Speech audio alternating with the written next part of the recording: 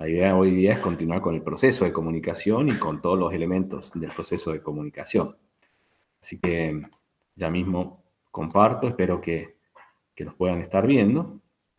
Nosotros, digamos, ustedes con la profesora Valeria Leguizamón habían comenzado a ver qué es la comunicación, algunas definiciones, también algunos modelos para el estudio de la comunicación.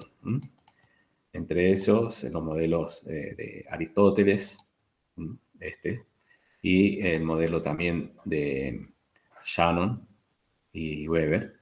Y hoy día nosotros vamos a continuar completando el modelo a partir de otros autores, ¿no?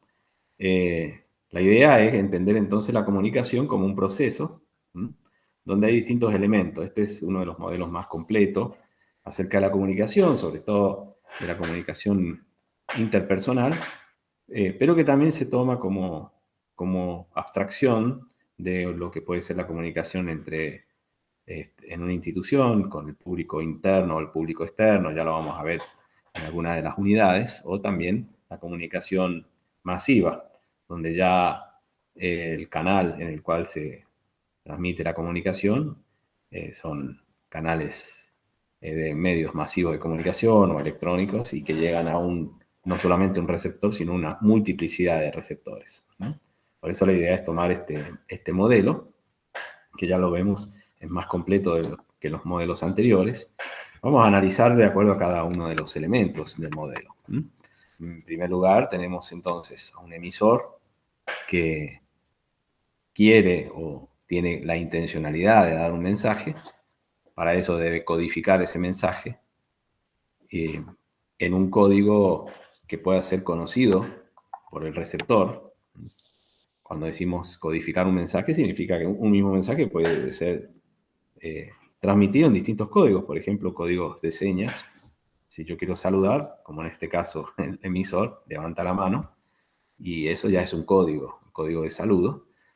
El mismo mensaje, que es saludar a alguien, puede ser mediante un código lingüístico, donde ya utiliza palabras, lenguaje oral, y puede decir hola, ¿cómo estás? Bueno, ahí tendríamos otro código, ya vamos a ver cada uno de estos elementos, entre ellos el código. Lo importante es que entonces el emisor transforma el mensaje que quiere dar por medio de un código para que sea entendible y decodificado por el receptor. Así que el código tiene que ser compartido por los dos, porque si no, no se va a entender el mensaje. Si uno toma un código lingüístico distinto, por ejemplo, nosotros hablamos el español y queremos darle un mensaje a una persona cuyo código lingüístico es otro, por ejemplo, el alemán o el chino, no va a poder decodificar. Entonces, lo importante y lo central, y que ya estaba en alguno de los otros modelos, además del emisor y del receptor, es el mensaje. El mensaje, que es, en definitiva, lo que se quiere decir o lo que se quiere expresar desde un emisor al receptor. Ese mensaje se transmite a través de distintos canales y, por supuesto, que nunca el mensaje está exento de lo que se denominan ruidos. Ya vamos a ver qué elementos que es. Los ruidos pueden ser ruidos físicos, ruidos psicológicos, es decir, aquello que no permite que el mensaje llegue de manera apropiada al receptor, ¿no?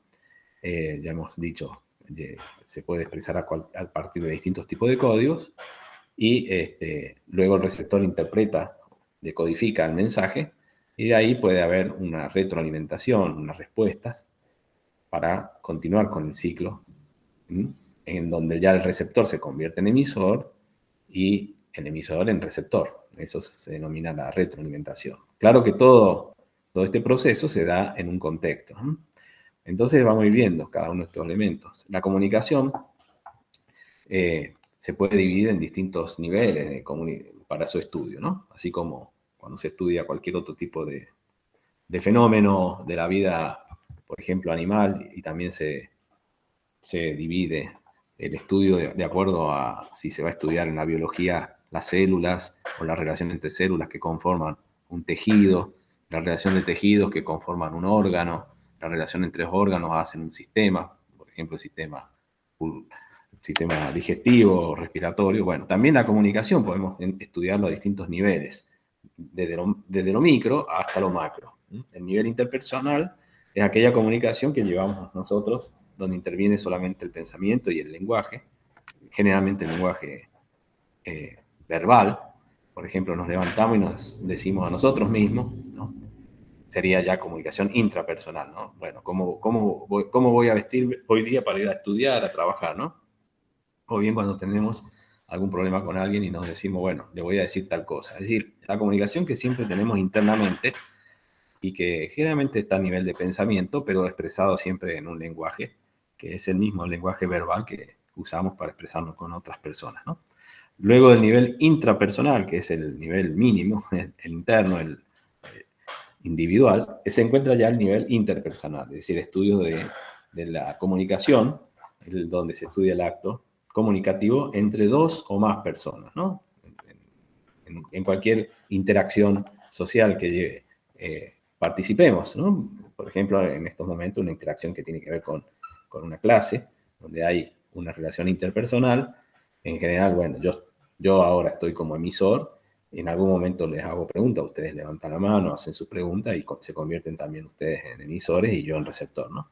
Y también la comunicación interpersonal puede ser con un pequeño grupo, en este caso los ejemplos son de trabajo, pero cualquier interacción social que desarrollamos durante el día, podemos poner muchos ejemplos. Uno a la mañana se levanta, como hemos dicho, y desayuna, toma el desayuno, lo hace con alguien de la familia o con quien esté conviviendo, con un amigo, con quien esté compartiendo el departamento. Y ya hay un nivel interpersonal de comunicación, ¿no? Y luego, lo mismo en otros espacios sociales en donde uno se desenvuelve. Si uno se va, se toma un colectivo, hay una comunicación interpersonal con el chofer, donde uno le señala, bueno, antes se pagaba y uno pagaba moneda y el chofer te daba un boleto y siempre había algún saludo. Hoy en día, bueno, se saluda nada más, a veces ni siquiera, pero hay una mirada, es decir, uno detiene al colectivo con una seña, con un signo, para que se detenga. Y bien, así como eso, después si uno va al almacén porque tiene que comprar algo para el almuerzo, entonces también hay una comunicación interpersonal con el vendedor, con la vendedora del almacén. Y de esa manera nos vamos relacionando. Después, si vamos a estudiar y estamos con nuestro grupo de estudio, ya hay una relación interpersonal con un grupo. Lo mismo si vamos a trabajar o si vamos a hacer alguna actividad deportiva o de entretenimiento. Bien. Luego podemos entonces estudiar la comunicación a nivel grupal, cuando se refiere a la comunicación en un grupo o entre varios grupos, generalmente de 15 a 20 personas como máximo, ¿no? Y luego ya la comunicación masiva, que como su nombre lo indica, se da donde el público se le denomina las grandes masas o público masivo, ¿no? Muestra de ello, por ejemplo, todo lo que circula a través de los medios masivos de comunicación. Perdón, yo en estos momentos me estoy dando cuenta que no estoy compartiendo las filminas, así que la voy a compartir para mostrar. Ahí estamos. Gracias por avisar. Entonces, estábamos entonces con los distintos niveles de comunicación, ¿no? Por un lado, el nivel intrapersonal, que decíamos que es la comunicación interna que nos damos nosotros mismos. Luego la comunicación interpersonal, de persona a persona, y que ya dije algunos ejemplos de cómo durante la vida cotidiana nos relacionamos con otras personas a través de un sistema de códigos, generalmente el código lingüístico verbal, la lengua, y el lenguaje. Y también luego otro nivel de estudio de la comunicación es el nivel grupal, donde se refiere a grupos, donde son 20, 15 a 20 personas.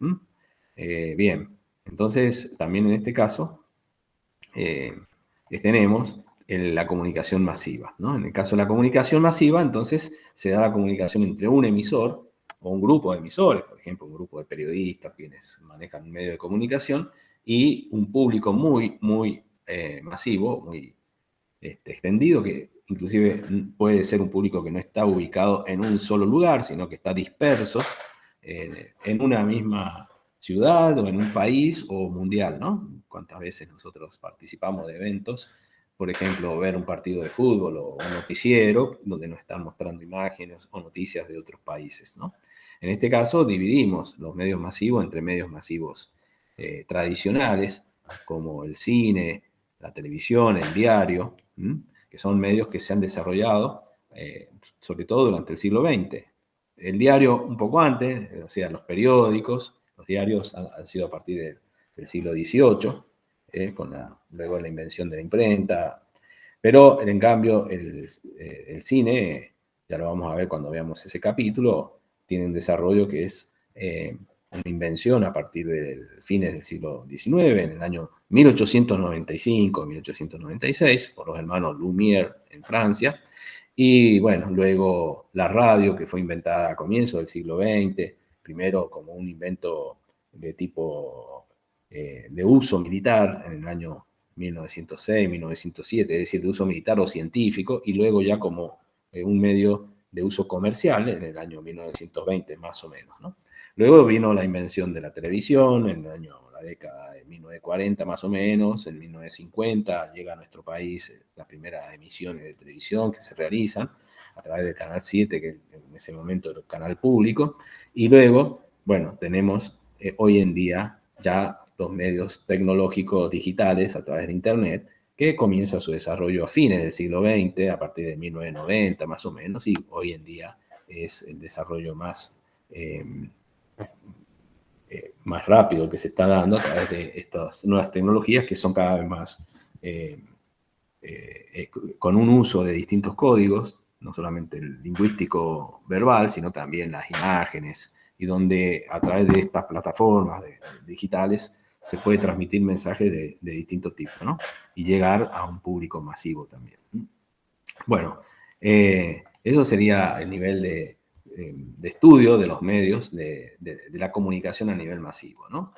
Bueno, también dentro de las clases de comunicación podemos tener la comunicación recíproca, es decir, cuando hay un intercambio entre unos y otros, más o menos como yo le había mostrado en el modelo de comunicación, que recién se los expliqué, pero no lo habían visto, donde tenemos un emisor, un receptor, pero hay del mensaje del emisor al receptor, luego hay una respuesta, una retroalimentación del receptor al emisor, donde ya el receptor se convierte a su vez en emisor. Bueno, esto es lo que se da en la comunicación de tipo recíproca, por ejemplo, cuando conversamos en un grupo de trabajo, de estudio, de amigos, donde entonces hay una relación de intercambio entre emisor y receptor, hay un diálogo, ¿no es cierto? Y en cambio, otro tipo de comunicación es cuando se da unilateralmente. Hay un solo emisor que envía un mensaje y el receptor escucha, ¿no? Por ejemplo, en una conferencia, o lo que se está dando en estos momentos, la clase que yo doy de forma expositiva, así se denomina a las clases donde el profesor habla de un tema, bueno, es una comunicación de tipo unilateral, aunque después hay momentos para poder convertirla en una comunicación recíproca con las intervenciones, las preguntas que ustedes realizan, ¿no? Lo mismo respecto a los medios masivos de comunicación. Generalmente los medios masivos lo que realizan es una comunicación unilateral, es decir, desde los medios masivos hacia el público que lee un diario o que ve un programa periodístico en la televisión o que escucha la radio. Ahí hay una propuesta del emisor constante que es el mismo en la radio, en la televisión. Puede cambiar el periodista o el locutor, pero siempre es un mismo medio, es un mismo emisor. Y en cambio las audiencias, que pueden ser millones en televisión o en radio, están escuchando o viendo, pero no hay posibilidad de intercambio, ¿no? En general no se da un intercambio, ¿no? Distinto un poco con los medios tecnológicos modernos, más que modernos, digamos, contemporáneos, los medios digitales e Internet, donde sí puede haber cierta también reciprocidad, sobre todo en los medios que tienen que ver con las redes sociales y ese tipo de medios, ¿no? Bueno, finalmente, dentro de la clasificación que tenemos de comunicación y de estudios de comunicación, bueno, nos preguntamos nosotros qué es comunicación, ¿no? Como hemos dicho, es un proceso bilateral, es decir, hay siempre dos entidades que se comunican, ¿no? Que denominamos en ese esquema receptor y el emisor, es decir, primero el emisor, después el receptor, ¿no? Un circuito en el cual se intercambian, hay un intercambio para que haya comunicación, ese intercambio siempre son intercambios simbólicos, es decir, de ideas, de pensamientos y sentimientos que se interrelacionan entre dos o más personas a través de un conjunto de signos o símbolos convencionales que tienen que ser conocidos por ambos, ¿no? Por eso decimos que es un intercambio de tipo simbólico, es decir, de signos que son conocidos por ambos. Porque hay otra forma de intercambiar que no es comunicación. Por ejemplo, la economía, cuando uno compra algo, entonces uno está dando el dinero, el otro recibe el dinero y te da el pan que uno compra o la leche. Bueno, ahí hay un proceso de intercambio, pero acá no se está intercambiando mensajes o ideas, sino directamente objetos. Se está cambiando un producto, como puede ser el pan, la leche, por una moneda que después le va a servir al vendedor para poder intercambiarla a su vez por otro producto. Es decir, hay un intercambio de bienes y servicios, a lo cual se le suele denominar un mercado, ¿no? Entonces ahí tenemos otro tipo de relación y de intercambio que ya no es comunicación, sino que es de tipo económico, social.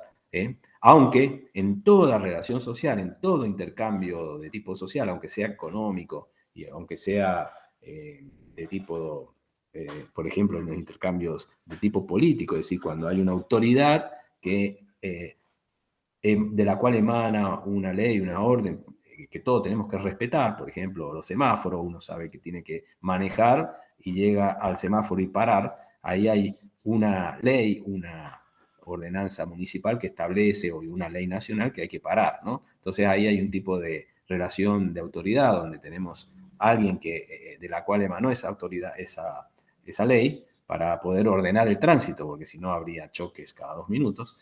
Bueno, eso también, todo tipo de relación social implica algún grado de comunicación, ¿no es cierto? Bueno, sin embargo, bueno, hay dos términos que usamos indiscriminadamente muchas veces como sinónimos, ¿no? Estos son los términos de comunicación e información, que a veces se confunden estos términos, ¿no? Hasta qué punto algo es comunicación o información. Porque si decimos que la comunicación es un intercambio de ideas, pensamientos y sentimientos, bueno, ¿cuál es la diferencia con la información?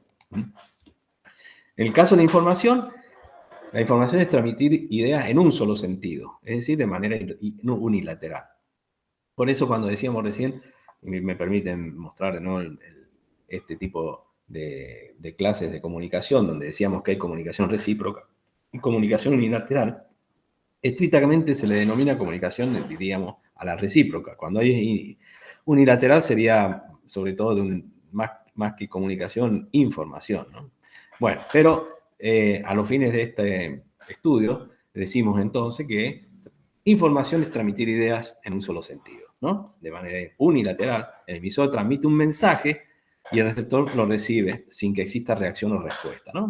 Por ejemplo, no sé, medio de comunicación transmiten la información de que el parte meteorológico dice que esta tarde va a llover y que hay que cuidarse y salir con paraguas o cuidar de la lluvia, ¿no? Entonces ahí está dando una información, está diciendo algo del cual no hay respuesta, uno no puede responder. Lo mismo cuando uno escucha un noticiero o ve un programa de periodístico donde lo que se hace es informar de un lado hacia el otro y no hay respuesta, ¿no? Entonces por eso ahí tenemos información, ¿no? Comunicación, en cambio, es un proceso. Acá empezamos a hablar entonces de la comunicación como proceso, ¿no? El proceso es algo que no tiene, significa que hay un movimiento que es continuo, que no tiene, si bien tiene un principio, no hay, no es estático, ¿no? El proceso es una relación de movimiento, de constante cambio entre un elemento y otro. Y en el caso de la comunicación, entonces, esa comunicación la podemos estudiar entonces como un proceso mediante el cual dos personas se ponen en contacto, intercambiando ideas de manera bilateral. El emisor transmite el mensaje al receptor, recibe su respuesta, en un intercambio constante de papeles. Por eso decimos que es un proceso. A veces el emisor hace de receptor y el receptor de emisor. Cada uno adopta el papel de emisor cuando se expresa y el de receptor cuando recibe la respuesta del interlocutor, ¿no? Por consiguiente, la comunicación entonces es el puente de significado entre los seres humanos que permite comprendernos y compartir lo que somos, ¿no? Compartir ideas, sentimientos, valores, hechos, pensamientos, también compartir información. Se comparte lo que se siente y lo que sabemos, los conocimientos. ¿Sí? Al utilizar ese puente, entonces, existe un acercamiento que permite a la gente superar cualquier cosa que los separe. ¿Sí? No se da en el momento en que mandamos la información, sino cuando ésta ya ha sido recibida por el receptor, interpretada por el receptor y comprendida además. La comunicación es lo que el receptor entiende, no lo que el emisor dice. Yo puedo dar un mensaje y ustedes no entenderlo. Hasta que no lo comprende el interlocutor, no hay comunicación, no se interpreta, no se completa el proceso de comunicación. Para que haya comunicación, entonces, el mensaje enviado por el emisor tiene que ser decodificado, ya lo hemos dicho, interpretado y comprendido por el receptor, y generalmente eso motiva una respuesta y convirtiéndose entonces el receptor a su vez en emisor y el que era emisor en receptor. Por eso decimos que es un proceso, ¿no?, que tiene un comienzo en el emisor, pero que se da una respuesta y se van intercambiando los papeles de manera de uno a otro, ¿no?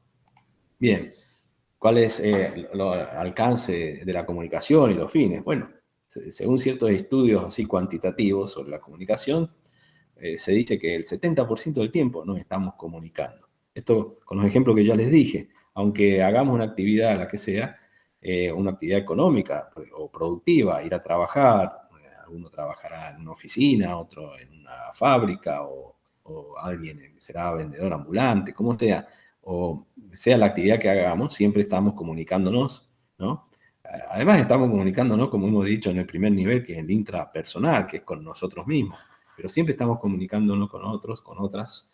Por lo tanto, el 70% de nuestro tiempo nos estamos comunicando. Uno diría que solamente dejamos de comunicarnos cuando dormimos, ¿no? Bueno, además, la comunicación se da a través de distintos códigos. Ya vamos a ver también más adelante qué son los códigos, pero básicamente un conjunto de signos que se utilizan para poder transmitir un mensaje, ¿no? Estos códigos pueden ser lingüísticos, puede ser el lenguaje corporal, un gesto, colores, ¿no? En el caso del semáforo, que el rojo indica parar, el verde avanzar, sonidos, ¿no? Un sonido de la campana que indica, la campana de la iglesia muchas veces indica la hora, si suena 10 veces porque ya son las 10, si suena 12 es porque son las 12 del mediodía, ¿no? Olores, los olores también sirven de código, muchas veces, sobre todo el uso de perfumes y de otro tipo de sustancias que ayudan a indicar, a dar un mensaje a los otros, ¿no? O también a veces esto ya lo vamos a ver en otra materia que es semiótica, pero también el olor del humo indica que se está quemando algo, ¿no? Está mandando un mensaje, o también indica que alguien está haciendo un asado o una choripaneada, ¿no? Entonces, el olor indica algo, nos da un mensaje también, ¿no? Bueno, todo aquello a lo que logramos dar un significado y es usado para la comunicación, ¿no? Lo hacemos a muchos niveles, ¿no? Y por distintos motivos, con muchas personas y en múltiples formas, ¿no? Ya hemos dicho, los motivos son diversos. Uno se levanta a la mañana y se comunica con el compañero, la compañera, con quien convive, para decirle, bueno, si ya desayunó, si no, si va a querer tomar un café, unos mates. Después uno sale, se toma un colectivo o va en la moto y tiene que cargar nafta en una estación de servicio, ya se está comunicando con el que le va a servir la nafta o a llenar el tanque o no. Entonces uno le indica cuántos litros, qué tipo de nafta, entonces ya se está comunicando. Después uno va al trabajo o va al estudio o vaya a donde vaya o a hacer una actividad deportiva, también se comunica. Es decir, hay muchísimos motivos. Uno después va a ver hace una actividad de tipo de entretenimiento, ir a un teatro, ir al cine, bueno, también se está comunicando, ¿no?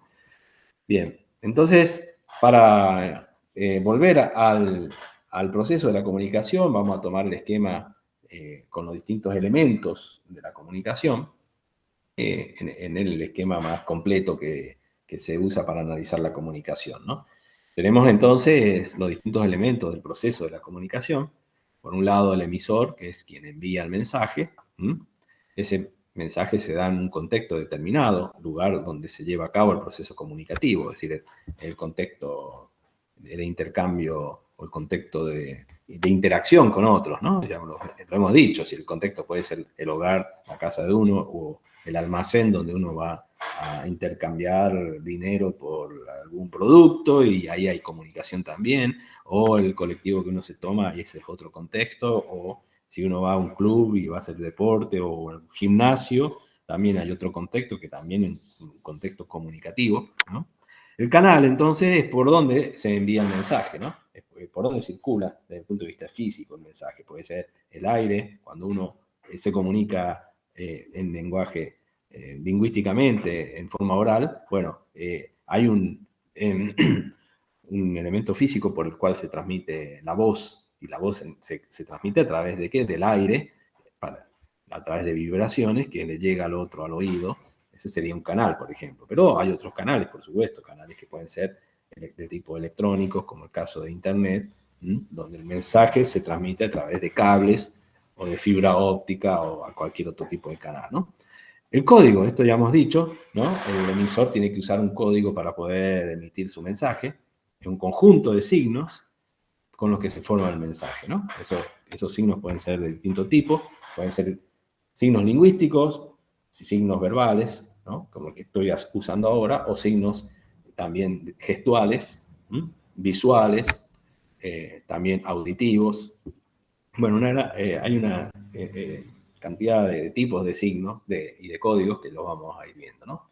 Referente es aquello que se evoca en el mensaje, aquello de lo cual se habla, ¿no? Por ejemplo, cuando el emisor le dice al receptor, bueno, ¿qué tal? ¿Cómo está? Qué lindo el día, hay mucho sol, pero hoy hace mucho calor, hay que cuidarse, tomar mucha agua porque si no se va a deshidratar. Bueno, ahí está evocando entonces en el mensaje una situación, el clima puede ser, o en el caso nuestro que estamos hablando de una materia que es comunicación en la carrera de diseño multimedial, el referente del cual estamos hablando es precisamente la materia, ¿no? La comunicación como estudio de la comunicación, como estudio científico del proceso de comunicación, ese es el referente. Si estuviéramos en otra clase y en otra materia, química, por ejemplo, estaríamos hablando de otra cosa, por ejemplo, de los átomos o de las sustancias que conforman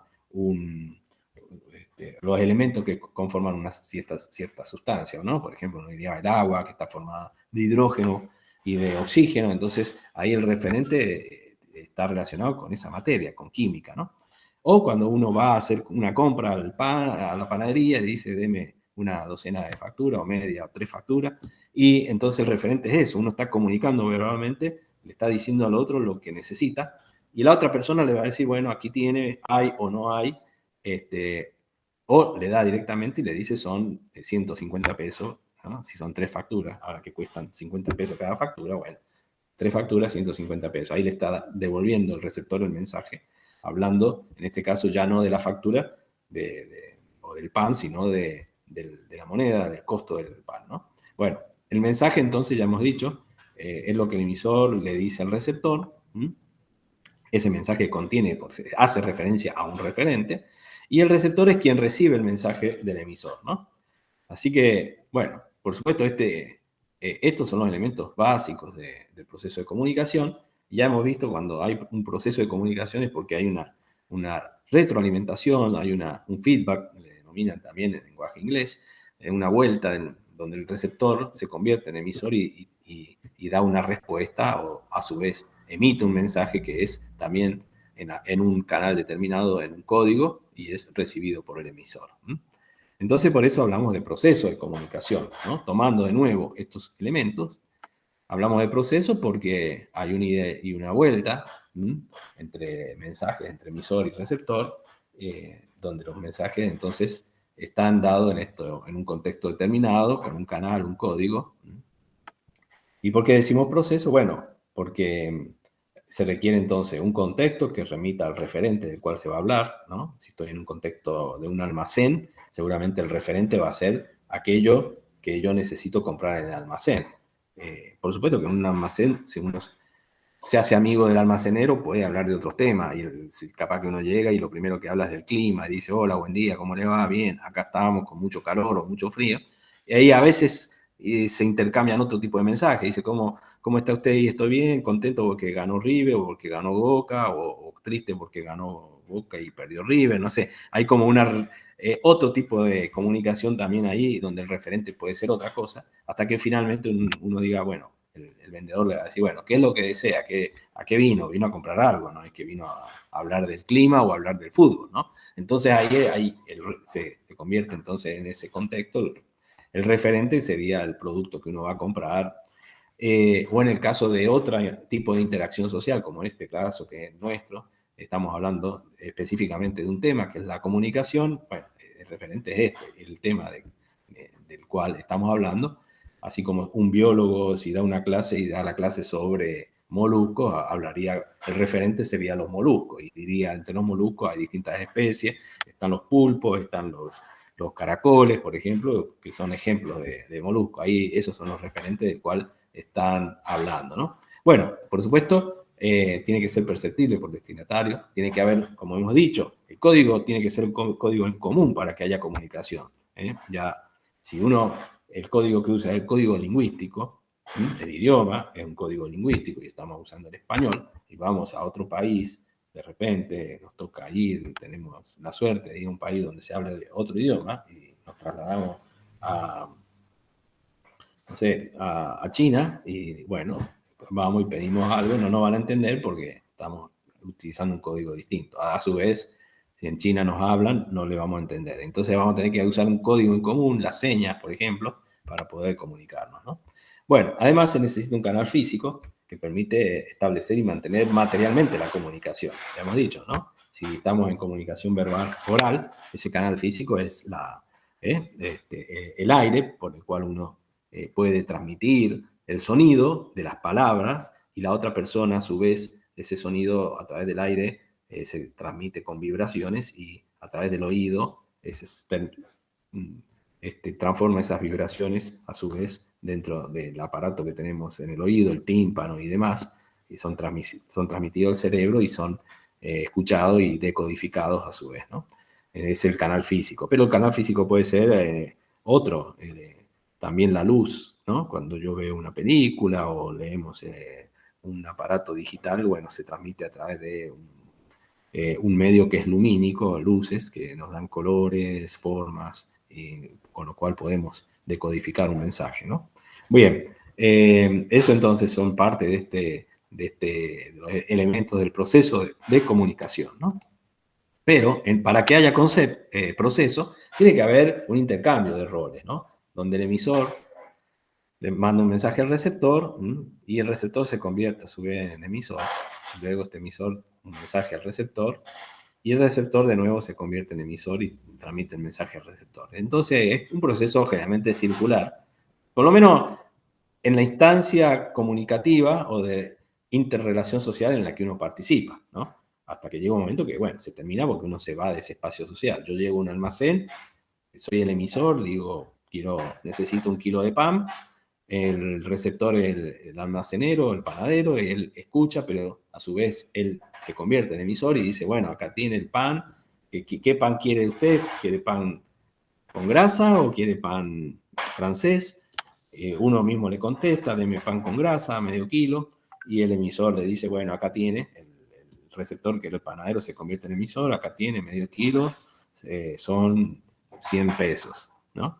Y uno le paga y se va del almacén, digamos, ahí ya terminaría ese espacio de comunicación, esa interrelación, y uno ya se traslada hacia otro lugar y, bueno, y hay comunicación continuamente, como hemos dicho, prácticamente el 70% de nuestro tiempo estamos comunicándonos, las personas, esa es parte de nuestra socialidad, del ser social que tiene nuestra especie, la especie Homo sapiens, cuya característica es básicamente esto, el intercambio simbólico de signos, ¿no? De ideas, de sentimientos, que muchas veces somos la única especie que lo realiza. Hay otras especies que intercambian algún tipo de comunicación, como las abejas, por ejemplo, pero la diferencia es que en el caso de las abejas, por ejemplo, cuando comunican, generalmente hay una abeja que comunica a través de una danza, les informa a las demás dónde se encuentra el polen, a qué distancia y en qué dirección, ¿no? Y las otras entienden o comprenden ese mensaje. ¿Por qué? Porque hay una transmisión genética, y la manera de transmitir el mensaje siempre es igual, no se modifica, ¿no? Y ese código es entendido tanto por abejas de africanas como abejas de acá. Tienen la misma forma de establecer la comunicación y no cambia. Y en ese caso la comunicación no es simbólica. ¿En qué sentido? No son signos. Ya lo vamos a ver. Un signo lo que hace es reemplazar un objeto que no existe o que no está, que está en ausencia, ¿no? Por ejemplo, cuando yo digo el árbol es verde, bueno, estoy hablando de algo que no está, que ni siquiera lo estamos viendo, ¿no? Algo en ausencia. Y de esa manera yo puedo hablar de algo que no existe y hacer chistes y decir cosas que no son verdaderas. En cambio, los animales, como el caso de la abeja, comunica, en el caso que le digo yo, en el ejemplo, comunica a través de una danza, dónde se encuentra el polen, a qué distancia más o menos y en qué orientación. Pero a ninguna abeja se le ocurriría hacerle un chiste y indicarles una dirección falsa, como para engañar o para hacer un chiste, ¿no? Eso es propio, en cambio, sí, de la forma de comunicación que tenemos los seres humanos, por lo cual nos hace seres bastante distintos a los animales, porque creamos toda una serie de mundos y de interpretaciones que pueden ser distintas de uno y otro, ¿no? Es decir, cualquier mensaje que nosotros damos puede ser interpretado por la otra persona de otra manera. Y la manera en que percibimos y comunicamos también la realidad puede ser distinta de uno que otro, ¿no? Por eso encontramos después tantas dificultades en la comunicación, porque hasta la percepción de la realidad muchas veces es distinta, cómo percibe uno, desde el punto de vista de uno y desde la cultura de uno, a cómo perciben otros, ¿no? Bien, vamos cada elemento del proceso de comunicación. Hemos dicho que comienza la comunicación con un emisor, una emisora, el primer extremo de la relación comunicacional. Puede ser una persona o un sistema, ¿no? Un medio de comunicación, una institución desde la cual emana el mensaje que ingresa a una cadena de comunicación, ¿no? También toda estructura o organización que transforma la información en un mensaje, colocándola sobre un soporte físico, transmitiéndolo por un canal. Desde ese punto de vista, desde el punto de vista material, todo medio, diario, radio, televisión, también toda institución o empresa es un emisor, ¿no? Si tomamos una institución cualquiera, una institución deportiva, comunica a través de sus colores, de su logotipo, las empresas, de su eslogan, está comunicando algo, comunica también un producto, ya lo vamos a ver cuando en algunas formas de comunicación, por ejemplo la publicidad, ¿no? Bueno, también otro tipo de instituciones, ¿no? Las iglesias cristianas transmiten también mensajes a través de sus símbolos, sus signos. Así que el emisor puede ser tanto una persona como una estructura, una organización, un medio de comunicación, una institución, una empresa. Por el lado del receptor también tenemos que el receptor hay como dos sentidos distintos o significados distintos. El receptor puede ser una persona, un grupo, que recibe el mensaje del emisor. En ese sentido son igual de receptor un lector, el oyente de la radio, el interlocutor, el espectador de un cine, de un teatro. Pero también se puede denominar receptor a la tecnología o cualquier artefacto que permite ver o oír, por ejemplo, las señales electromagnéticas reconvertibles en señales de radio y televisión. En una época se le llamaba receptor de televisión o receptor de radio al aparato de radio y al aparato de televisión, ¿no? Porque desde una antena, desde una emisora de radio o de televisión, se le enviaba un mensaje a través de una antena y el televisor o la radio es el receptor que recibe esa señal y la transforma de nuevo en sonido, en imágenes. Bien, entonces, si no utilizan el mismo código, no sería posible la comunicación, ¿no? Entonces, entre emisor y receptor, receptora, tiene que haber un mismo código. Por eso ahora entramos a explicar un poco más el significado de este elemento, de lo que es el código, ¿no? Por un lado, es un esquema de división de la energía que puede ser vehiculizada a lo largo de un canal. Y por otro lado, también se denomina código al sistema de signos o de símbolos que por convención preestablecida se destina a transmitir un mensaje entre fuente y el punto de destino. ¿Por qué decimos por convención? Porque, por ejemplo, el semáforo que indica un código visual de color, donde indica el rojo hay que parar, el verde hay que avanzar, el amarillo hay que tener precaución, bueno, es una convención. Se podría haber establecido otros colores, se podría haber dicho, bueno, no, que el amarillo sirve es para frenar, el verde es para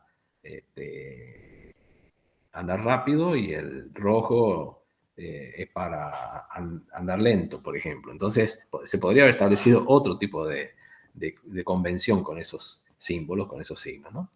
En este sentido, entonces, las lenguas, es decir, la lengua entendida como los idiomas, son considerados códigos también, como un sistema de signos que tienen una convención preestablecida. ¿Qué quiere decir eso? Que se ha preestablecido el significado de cada signo, ¿no? Cuando uno dice perro, entonces hay una convención social que establece que al animal de cuatro patas que ladra se le va a llamar perro.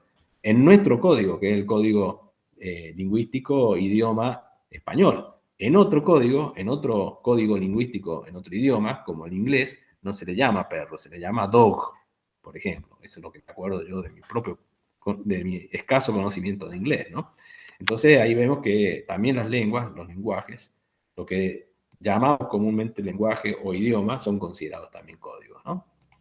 Bien, entonces podemos dividir los códigos en códigos lingüísticos y no lingüísticos. Esta es una primera clasificación de códigos, en donde en los lingüísticos, por supuesto, el primer código lingüístico fue el oral, la oralidad, ¿no? Que se especula que la lengua oral, la manera de comunicarse a través de signos articulados con sonidos, se comenzó a usar en la especie humana hace unos 40.000 años más o menos, ¿no?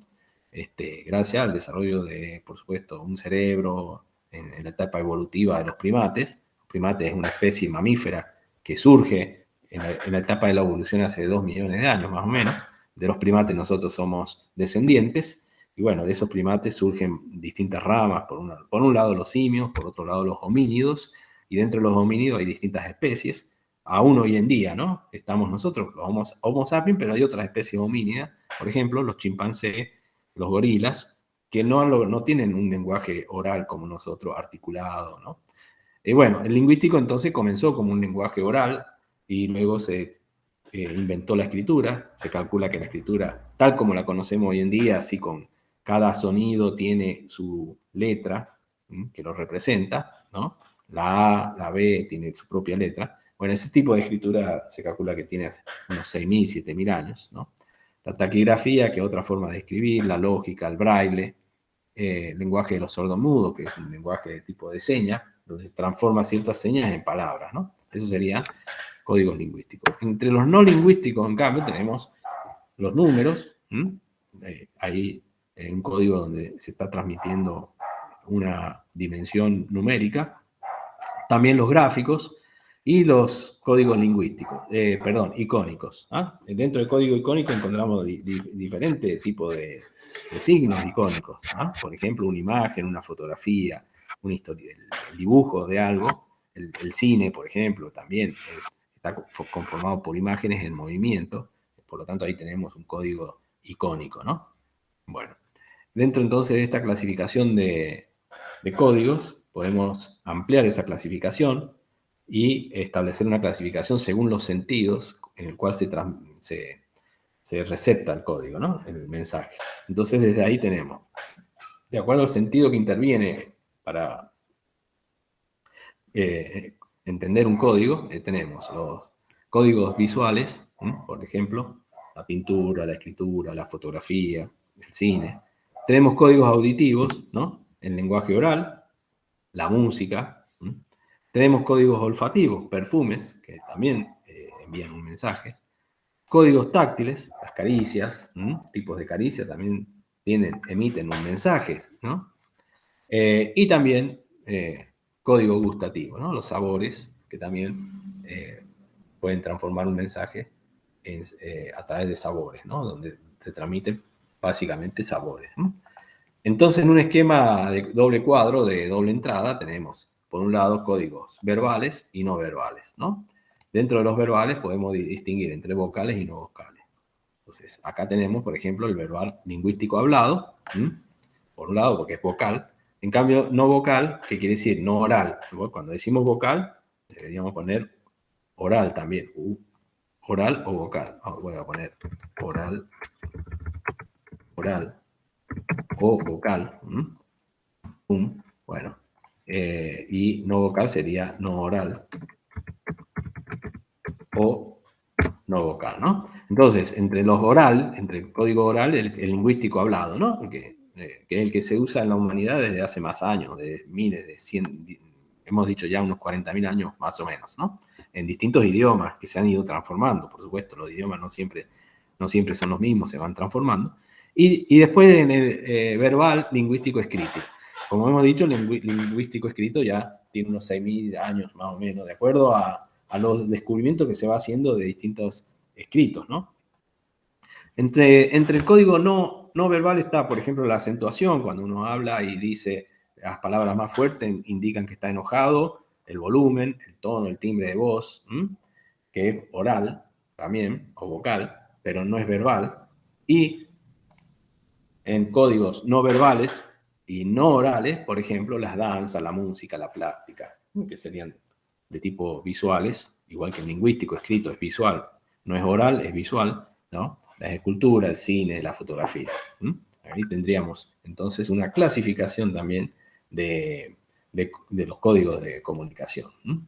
Bien, de nuevo, ¿qué es la comunicación oral entonces? Cuando tomamos entonces el código lingüístico oral, o la comunicación oral, es aquella que se establece entre dos o más personas y tiene como medio de transmisión el aire y como código un idioma determinado, ¿no? El código de la lengua, en el campo lingüístico, cuando se habla de código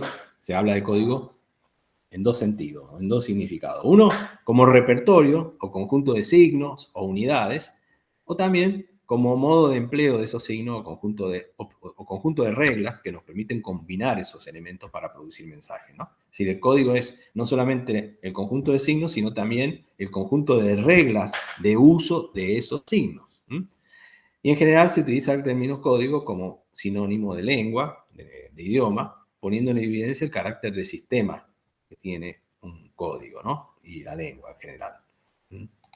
Bueno, entonces, ¿cómo se da entonces el proceso? Bueno, diciéndolo acá en este esquema, hay un emisor que a través de un código codifica, transforma ideas en signos lingüísticos, por ejemplo, o no lingüísticos, gestos, por ejemplo, emite un mensaje, ¿no? A través de un canal, por ejemplo, una carta. Hoy en día ya no hay cartas casi, más que carta, uno usa el WhatsApp, por ejemplo, las redes, ¿no? O el teléfono, dirigido a un receptor, ¿no? Y a su vez hay un referente que es de aquello de lo cual se habla, ¿no? Cuando uno llama o le manda un mensaje y le dice, ¿qué onda? ¿Qué hacemos este fin de semana? Y está hablando entonces de algo, ¿no? Salgamos, vamos a comer algo esta noche o vamos a bailar mañana. Bueno, ese es el referente, de aquello de lo cual se habla, ¿no? O cuando uno dice el emisor, me siento mal, estoy triste, bueno, está hablando, en ese caso el referente es el emisor y sus sentimientos. El referente son los sentimientos, ¿no? Y está dirigido a un receptor, quien también tiene que comprender el código en el cual se ha mandado el mensaje para poder decodificar, transformar los signos lingüísticos o auditivos y también las imágenes, si es que el código es de tipo icónico, ¿no? Y todo esto se da en un contexto, ¿no? Toda esta comunicación se da en un contexto determinado de interrelación entre dos o más personas, ¿no? Entonces, bueno, para explicar un poco más el concepto de codificador y de decodificador, ¿qué es codificar? Bueno, codificar son operaciones que realiza el emisor para hacer inteligibles los signos, combinándolo como espera el receptor dentro de un repertorio convenido ya, ¿no? Como hemos dicho. El significado, ¿no?, del código de los colores en la señalización de un semáforo, bueno, ya está convenido. Entonces, codificar esas operaciones para hacer inteligible el mensaje a través de signos, ¿no? Y en un código lingüístico es poder transformar en mensaje lo que queremos decir. Pueden ser sentimientos, puede ser dar una información o hablar de un tema. Bueno, uno lo transforma a través de un código. Decodificar es volver a la forma original del mensaje que ha sido codificado y poder entonces, y que se ha transmitido a través de un canal de un ruido, con ruido, porque todo canal tiene una dimensión de ruido que hace que se obstaculice la buena llegada del mensaje. Y bueno, el receptor puede de esa manera decodificar el mensaje. ¿Cuándo hay una comunicación efectiva? Bueno, decimos que la comunicación es efectiva cuando el mensaje de A es similar al de B, es decir, el receptor entendió el mensaje más o menos de la forma en que el emisor lo quiso transmitir, ¿no? El grado de efectividad es igual al grado de similitud de significado creado por quien habla y quien escucha, ¿no? En la vida humana, con cualquier relación, interrelación entre personas, es imposible el grado 100% de efectividad. Siempre hay un grado de interpretación propia o de entendimiento en común, y siempre queda un grado de incertidumbre en los mensajes entre lo que quiso decir uno y lo que el otro entendió, ¿no? Bien, el mensaje, que es el otro elemento del proceso de comunicación, es fundamental, es el contenido de la comunicación, ¿no? El conjunto de signos perceptibles, significativos, que aportan información y estimulan al receptor, ¿no?